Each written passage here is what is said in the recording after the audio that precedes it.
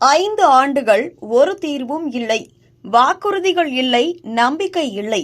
பொறுமை இழந்த மேலப்பாளையம் மக்கள் இன்று தங்கள் 21 அம்ச கோரிக்கைகளுடன் முதல்வரிடம் நேரடியாக குரல் கொடுக்கிறார்கள். பாளையம் திமுக சட்டமன்ற உறுப்பினர் அப்துல் வஹாப் மற்றும் பாராளுமன்ற உறுப்பினர் ராபர்ட் புரூஸ் பதவியேற்று 5 ஆண்டுகள் கடந்த நிலையிலும் மேலப்பாளையம் மக்களின் அடிப்படை கோரிக்கைகள் எதுவும் நிறைவேறாததோடு உங்கள் கனவை சொல்லுங்கள் திட்டத்தை அறிவித்துள்ள தமிழக முதல்வர் திரு மு.க.ஸ்டாலின் அவர்களிடமே மேலப்பாளையம் மக்கள் நேரடியாக 21 அம்ச கோரிக்கைகளை முன்வைத்து உள்ளனர்.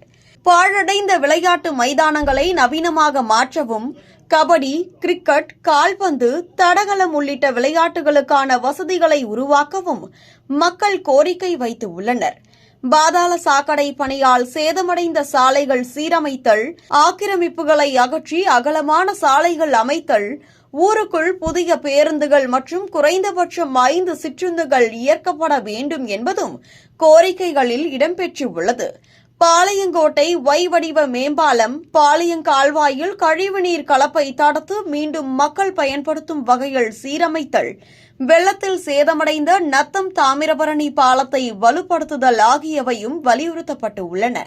மேலும் தெருநாய்கள் மற்றும் மாடுகளை கட்டுப்படுத்துதல், பள்ளி மற்றும் கல்லூரிகளில் போதைப்பொருள் தடுப்பு நடவடிக்கை, அனைத்து அரசு தொடக்கப் பள்ளிகளுக்கும் அடிப்படை வசதிகள், புற்றுநோய் அதிகரிப்பதற்கான காரணம் கண்டறிந்து மருத்துவ தீர்வுகள்.